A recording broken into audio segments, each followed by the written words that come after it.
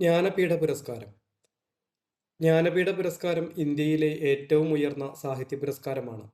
ഇത് 1961 സ്ഥാപിക്കപ്പെട്ടു. 1965 മുതൽ പുരസ്കാരം വിതരണം ആരംഭിച്ചു. ഇന്ത്യൻ ഭരണഘടന അംഗീകരിച്ച ഭാഷകളിലെ മികച്ച സാഹിത്യ സൃഷ്ടികൾക്കാണ് ഈ പുരസ്കാരം നൽകുന്നത്. ഈ പുരസ്കാരം നൽകുന്നത് ഭാരതീയ ജ്ഞാനപീഠയാണ്.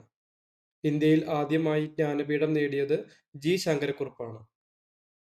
ജ്ഞാനപീഠ പുരസ്കാരത്തിന്റെ ഇപ്പോഴത്തെ സമ്മാനത്തുക 11 ലക്ഷം രൂപയാണ്. കൂടാതെ വാഗ്ദേവി പ്രതിമ, പ്രശസ്തി പത്രം ഇവയും ജേതാവിന് നൽകുന്നു.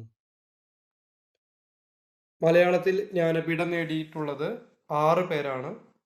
G Sankara Kurup, S K Pottekkatt, Thakazhi Sivasankara Pillai, MT Vasudevan Nair, ONV Kurup, Akkitham Achuthan Namboothiri.